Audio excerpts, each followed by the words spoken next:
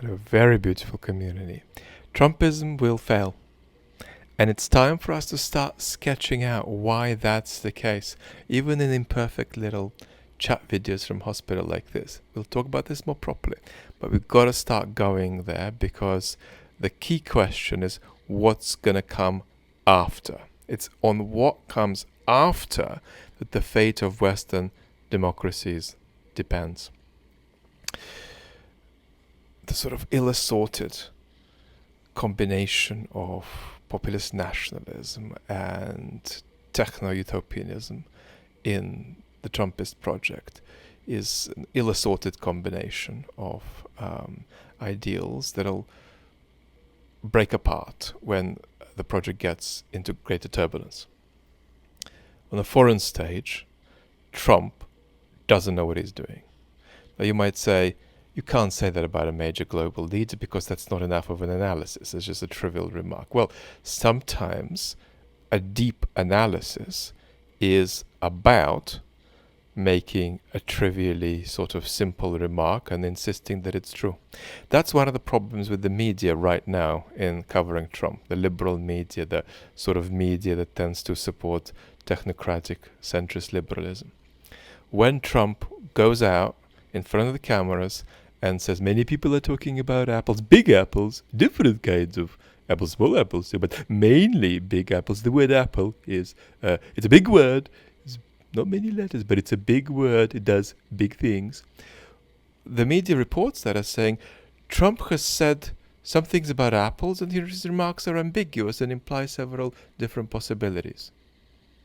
That's how the media covers this. It's not okay, right? Watching this, journalists from the New York Times, you're watching this, BBC folks, right? What are these people in my life? It's not okay to do that. In the instance I've just given you about apples, Trump talks nonsense. The president makes incoherent remarks about apples again. That's the story.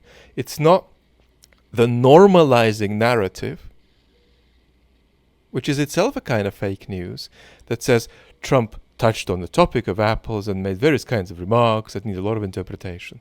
No, they don't. The guy has talked nonsense, partly because he can't sustain a thought much of the time, partly because he's too impulsive to sustain a thought much of the time. So you've got to call it as it is.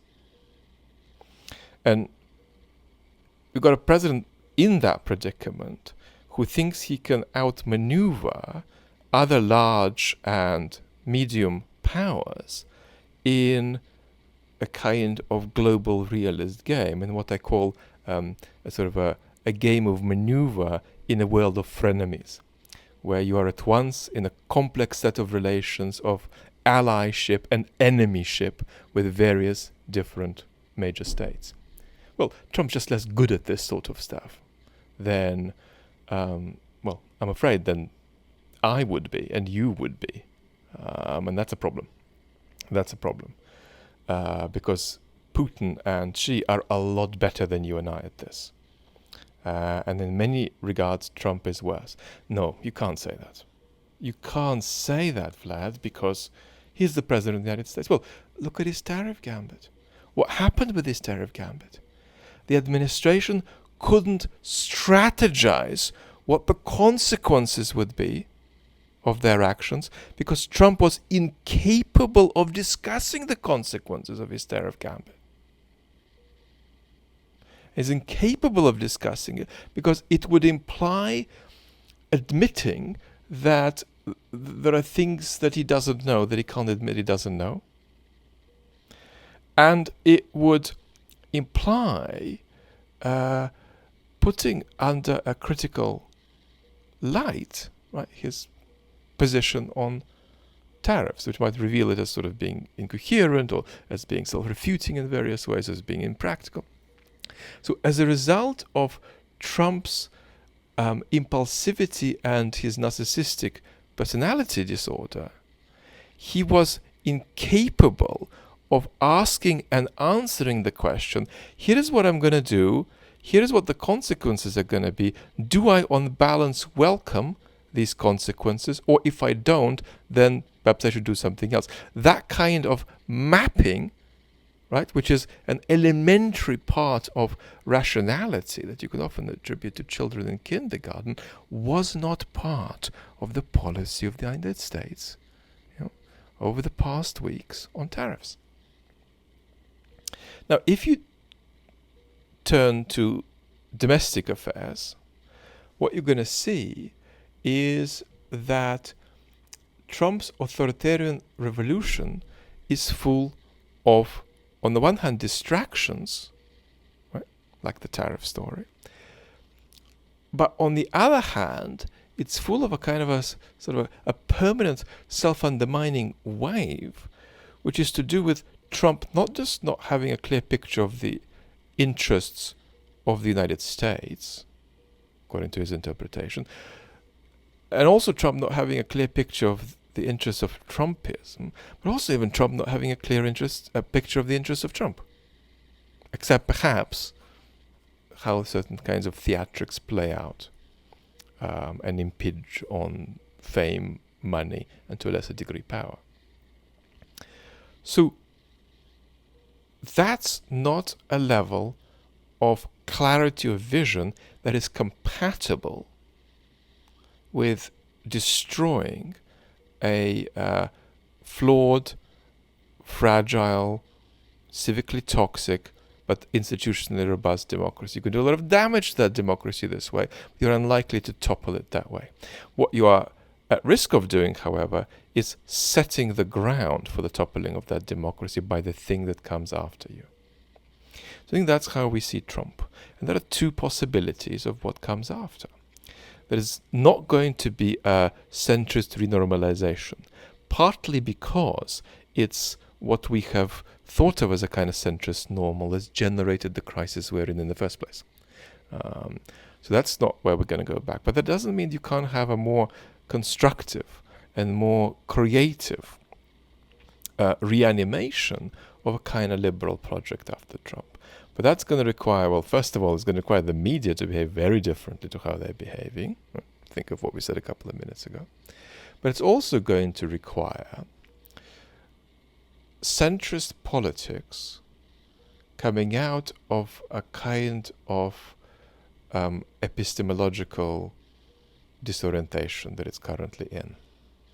What do I honestly think are the chances of centrist politics doing this? They're real, in the sense that you can absolutely do this. But is it likely to happen in practice? No. It's unlikely. It's unlikely that the Democrats in the United States over the next 10 years will come up with a viable project to counter the United States' descent into authoritarianism. But it's possible. And if it's possible, it means that we can do it, or you can do it as American citizens. We can do it too. I mean, we're facing the same problems in Europe.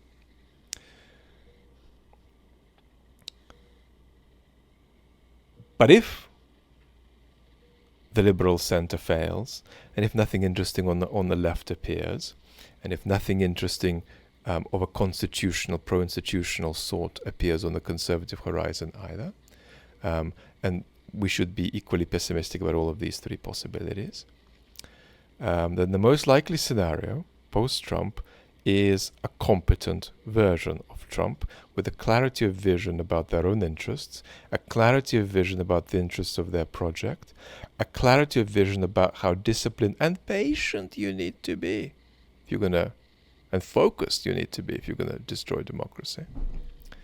And then a clarity of vision of what you want the country to be. It might be an unlovely clarity of vision, but a clarity of vision that is likely to be. Now you might say, well, surely it's possible that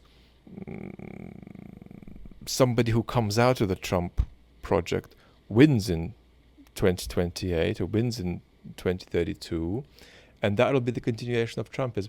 Now, we can't rule that out, but the analysis we've just given should suggest to us that there might be, if you like, biographical continuity there, but if folks coming out of the Trump circle are going to succeed, they're going to have to cease to be Trumpist. They're going to have to cease to be, the perpetuators of a project with all the spectacular faults we have just listed.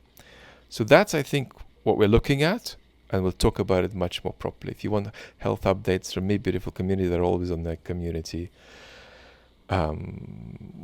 post tab on both the main and the chat channel. Lots of love.